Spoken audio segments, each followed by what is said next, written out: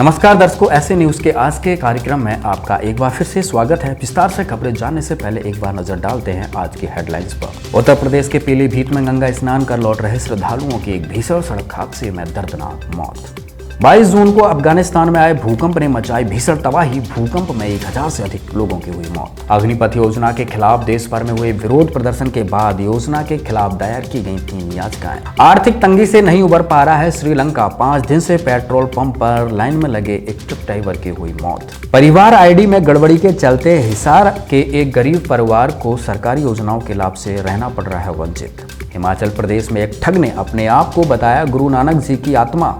सिख धर्म के लोगों ने करवाई FIR दर्ज। जगह जगह संत रामपाल जी महाराज जी के सत्संगों का कार्यक्रम हुआ तथा संत रामपाल जी महाराज जी द्वारा लिखित धार्मिक पुस्तकों का भी वितरण किया गया तथा साथ ही संत रामपाल जी महाराज जी के सानिध्य में दहेज मुक्त विवाह भी संपन्न कराए गए। व्हाट्सएप और ट्विटर ने अपने करोड़ों यूजर्स के लिए जारी किए नए अपडेट्स। आने वाले समय में जल्द ही रोल आउट होंगे नए फीचर्स। आइए अब जानते हैं खबरें विस्तार से। बीते गुरुवार को उत्तर प्रदेश के पीलीभीत में एक दर्दनाक सड़क हादसा हुआ, जहां पर 17 श्रद्धालुओं से भरी एक पिकअप वैन पेड़ से टकरा गई, जिसमें 10 लोगों की मौत हो गई, जिनमें से 9 व्यक्ति एक ही परिवार के थे। इस घटना में 7 लोग घायल हुए हैं, वहीं उनमें से एक की हालत नाजुक बनी हुई है। आपको बता दें कि पिकअप वैन में सवार लोग गंगा स्नान करने के उद्देश्य से घर से निकले थे।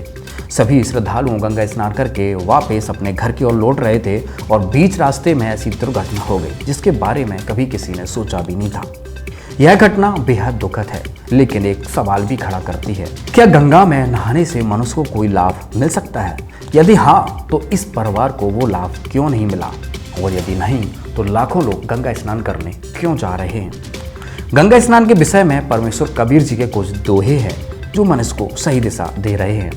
कबीर साहब जी ने कहा है कि गंगा काठे घर करे पीबे निर्मल नीर, मुक्ति नहीं हरि नाम बिन सतगुरु कहें कबीर। कबीर तीरथ कर कर जगमुआ, उड़े पानी नहाए, राम ही नाम न जपा काल घसीटे जाए।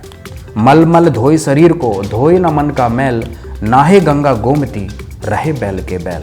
अर्थात तीर्थ स्थल पर मूर्ति पूजा और गंगा स्नान आदि शास्त्र विरुद्ध साधना करने के उद्देश्य से जाने वाले श्रद्धालुओं की कभी मृत्यु से रक्षा नहीं हो सकती। तत्वदर्शी संत रामपाल जी महाराज अपने आध्यात्मिक प्रवचनों के माध्यम से बताते हैं कि सतगुरु से नाम दीक्षा लेकर पूर्ण परमात्मा की शास्त्र अनुसार भक्ति करने से साधक की किसी भी परिस्थिति में रक्षा हो जाती है। सतभक्ति करने वाले साधक की रक्षा स्वयं पूर्ण परमात्मा करते हैं। अब बढ़ते हैं हमारी अगली खबर की ओर।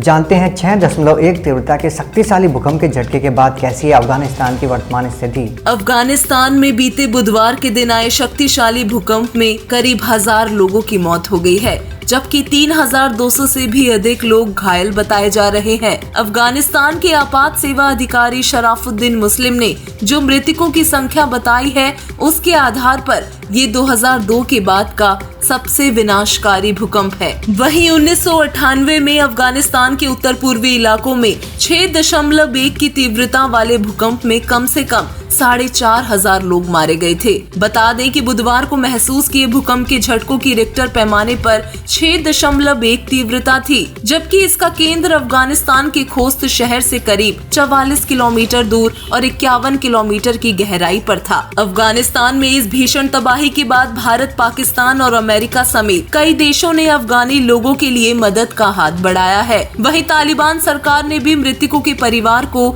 1 लाख अफगानी रुपए देने का ऐलान किया है। अब बढ़ते हैं अपनी अगली खबर की ओर। जानते हैं अग्निवीर विवाद को लेकर क्या है ताजा हालात। अग्निपथ योजना के खिलाफ पूरे देश भर में भारत बंद और सैकड़ों जगह भारी विरोध प्रदर्शन के रूप में पथराव, आगजनी और तोड़फोड़ जैसी घटनाएं होने के बाद कई जगहों पर धारा 144 के साथ साथ इंटरनेट भी बंद कर दिया गया। आपको बता दें कि अग्निपथ की आग में इस विवाद के कारण अब तक फूकी जा चुकी है हजारों करोड़ों की संपत्ति। आंकड़ों के मुताबिक रेलवे को पिछले 1 दशक में भी नहीं हुआ था इतना भारी नुकसान। अग्निपथ योजना को लेकर सुप्रीम कोर्ट में अब तक 3 याचिकाएं दाखिल हो चुकी हैं। इसी बीच केंद्र सरकार ने भी मामले में कैविएट दाखिल कर दिया है। केंद्र ने कोर्ट से अनुरोध किया है कि बिना उसका पक्ष सुने मामले में कोई भी एक तरफा आदेश न दिया जाए। बता दें कि सुप्रीम कोर्ट में मामले पर याचिका दाखिल करने वाले विशाल तिवारी, मनोहर लाल शर्मा और हर्ष अजय सिंह तीनों ही याचिकाकर्ता पेशे से वकील हैं। अगली खबर में हम जानेंगे कि श्रीलंका में आए आर्थिक संकट के मौजूदा हालात क्या हैं। लगभग 2.2 करोड़ की आबादी वाले श्रीलंका को आजाद हुए 70 से ज्यादा साल हो चुके हैं और ये खूबसूरत देश आज अपने सबसे खराब आर्थिक संकट का सामना कर रहा है। कर्ज के बोझ में गले तक डूब चुके श्रीलंका में अब हालात दिन पे दिन बद से बदतर होते जा रहे हैं।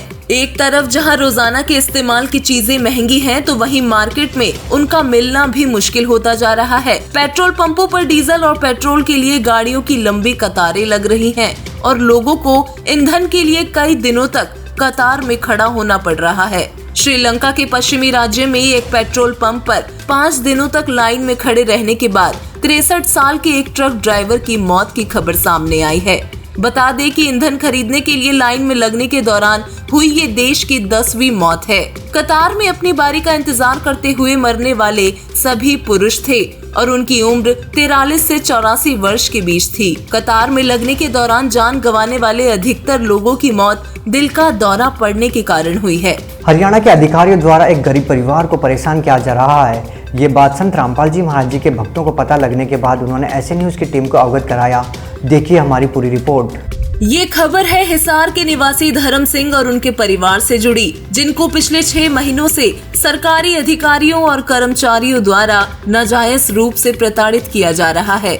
धर्म सिंह एक साधारण मजदूर व्यक्ति हैं जो दिहाड़ी मजदूरी कर अपने और अपने परिवार का पालन पोषण करते हैं। धर्म सिंह अपने परिवार में इकलौता पैसे कमाने वाले सदस्य हैं, जिनकी सालाना आय लगभग 1 लाख रुपए है। धर्म सिंह का कहना है कि वो पिछले 6 महीने से इनकम टैक्स डिपार्टमेंट में दर्ज गलत सालाना आय को सही करवाने के लिए दर दर की ठोकरें खा रहे हैं। धर्म सिंह के मुताबिक आईटी द्वारा उनके इनकम 1 लाख के बजाय 6 लाख रुपए दर्ज कर दी गई है। ऐसा करने से उनके परिवार के सदस्य सरकार की अनेकों योजनाओं से मिलने वाले लाभ से वंचित हो गए हैं। आईटी द्वारा धर्म सिंह के 4ठी कक्षा में पढ़ने वाले 8 वर्षीय पुत्र आशीष की वार्षिक आय 5 लाख रुपए दर्ज कर दी गई है। आशीष की वार्षिक आय को शून्य कराने के लिए धर्म सिंह द्वारा जब प्रयत्न किए गए तो उसे और अधिक प्रताड़ित करने के लिए उसकी सालाना आय को 6 लाख से बढ़ाकर 8 लाख कर दिया गया। न्याय और इंसाफ के लिए दर दर भटक रहे धर्म सिंह ने अंत में हरियाणा के मुख्यमंत्री और भारत के प्रधानमंत्री को चिट्ठी लिखने का निर्णय लिया है। जैसा कि आप जानते हैं, आज हर व्यक्ति के साथ अन्याय हो रहा है। हम किसी न किसी क्षेत्र में देखें तो कोई न कोई व्यक्ति हमें दुखी मिल ही जाता है। ऐसा ही हमने देखा एक सोशल मीडिया पर वायरल पोस्ट में, जिनके साथ हमने संपर्क साधने की कोशिश की तो उन्होंने हमें बताया कि उनकी फैमिली आईडी में बच्चे की सालाना आय 8 लाख रुपए कर दी गई है, जो कि केवल 8-9 वर्ष का ही है, जो कि जानता ही नहीं 8 लाख रुपए होते कितने हैं। जो एक व्यक्ति खुद मजदूर है, उसकी खुद की सालाना आय 8 लाख रुपए नहीं है, तो उसके बच्चे की कैसे हो सकती है। उन्होंने 2 बार सीएम विंडो लगा चुके हैं और एडीसी ऑफिस में अपनी रिपोर्ट कर चुके हैं, लेकिन उनकी कहीं भी सुनवाई नहीं हुई। आइए हम उनसे ही जानते हैं कि कहाँ उन्होंने अपील की और कितना समय हो गया है, इसके बारे में उनसे ही जानेंगे। चलिए मिलते हैं उन शख्स से। ये आशीष है इसका नाम और इसकी उम्र 8 साल है। और तो बेटा क्या आप 5 लाख रुपए कमाते हो? आपने देखे हैं कभी 5 लाख रुपए? ये सरकारी स्कूल में पढ़ता है, 4ठी क्लास का भी स्टूडेंट है, तो ये इसको पता ही नहीं होता क्या होता है 5 लाख रुपए। लेकिन सरकार क्या है, अपने आप ही मनमर्जी से इसकी 5 लाख रुपए दिखा रखी है। उसका मेरे पास प्रूफ है फैमिली आईडी के अंदर। और मैं 6 महीने हो गए दर दर की ठोकरें खा रहा हूँ, कहीं सुनाई नहीं हो रही।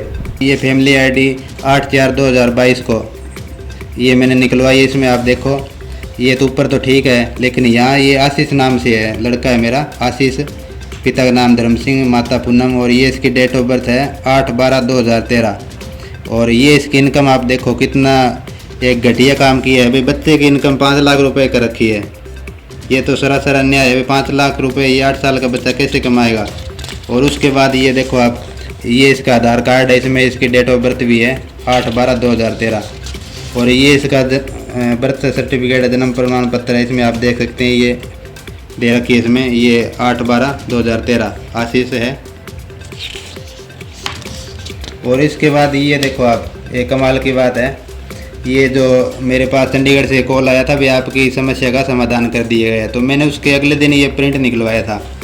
ये फिर OTP से खुलता है, तो मैंने वहाँ OTP दी, तो ये OTP है मेरी 5954 और ये 21/6/2022 को, और शाम में 5:35 पे ये मैंने प्रिंट निकलवाया। तो इसमें आप देखोगे, ये नीचे देखो आप, 8 लाख रुपए पारिवारिक वार्षिक आय 8 लाख रुपए, बिल्कुल ही वो कह रहे हैं आपकी समस्या का समाधान कर दिया। 6 लाख की जगह 8 लाख करके मुझे और परेशान कर दिया। एक तरफ जब रविवार को लोग दोस्तों और परिवार वालों के साथ घूमने फिरने में समय बिताते हैं, वहीं दूसरी ओर संत रामपाल जी महाराज जी के भक्त हर रविवार को आत्मा कल्याण, जन कल्याण व समाज सुधार के कार्यों को करना अपना कर्तव्य समझते हैं। देखिए हमारी पूरी रिपोर्ट। देश में जगह जगह संत रामपाल जी महाराज जी के शिष्य द्वारा धार्मिक पुस्तकों का वितरण किया गया। संत रामपाल जी महाराज द्वारा शुरू की गई नशा मुक्त भारत मुहिम के तहत हजारों लोगों को जीने की राह पुस्तक वितरित कर नशा त्यागने का संदेश दिया गया। राजस्थान की राजधानी जयपुर में भी अनमोल पुस्तकों का वितरण किया गया। वहीं दूसरी ओर पंजाब, उत्तर प्रदेश, महाराष्ट्र और हरियाणा समेत देश के कई राज्यों में जगह जगह टीवी और प्रोजेक्टर के माध्यम से गांव-गांव, नगर-नगर में जाकर लोगों को संत रामपाल जी महाराज जी के सत्संगों के माध्यम से वेद, गीता, कुरान, बाइबल आदि में लिखित गूढ़ रहस्यों के बारे में बताया गया और साथ ही छत्तीसगढ़, नेपाल और मध्य प्रदेश सहित कई राज्यों में कुल 12 दहेज रहित विवाह संपन्न कराए गए।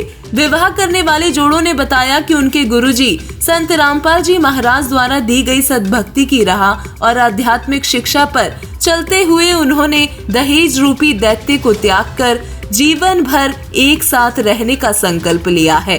दोस्तों, आज हम आए हैं जयपुर के चाकसू तहसील में, जहां पर एक धार्मिक सत्संग का प्रोग्राम कराया जा रहा है। संत रामपाल जी महाराज जी के अनेकों श्रद्धालु और गाँवजन यहाँ पर आए हुए हैं। तो आखिर सत्संग में आने से क्या लाभ मिलता है? इस सत्संग में आने से अनेकों लाभ मिलते हैं। सर्वप्रथम लाभ होता है मनुष्य जीवन का मूल उद्देश्य पता चलता है और उस मूल उद्देश्य की प्राप्ति कैसे हो ये भी पता चलता है। संत रामपाल जी महाराज जी ने बताया है कि सत्संग का मानव जीवन का मूल उद्देश्य है मोक्ष प्राप्त करना। और संत रामपाल जी महाराज जी अपने सत्संग विचारों में यही स्पष्ट करते हैं कि सत्संग से अपन मोक्ष कैसे प्राप्त करें। इसके साथ ही संत रामपाल जी महाराज अपने सत्संगों में सभी तरह की बुराइयों को छुड़वाने की प्रेरणा देते हैं तथा साथ ही उनके सभी अनुयायी सभी तरह की बुराइयों से मुक्त है। दर्शकों नमस्कार, आप देख रहे हो SC न्यूज़ चैनल और हम पहुंचे हैं सत्यलोक आश्रम शामली में। यहाँ पर संत रामपाल जी महाराज जी के सानिध्य में प्रोजेक्टर के द्वारा सत्संग का आयोजन किया जा रहा है। संत रामपाल जी महाराज जी के दूर दूर से श्रद्धालु आए हुए हैं और संत रामपाल जी महाराज जी का सत्संग सुन रहे हैं।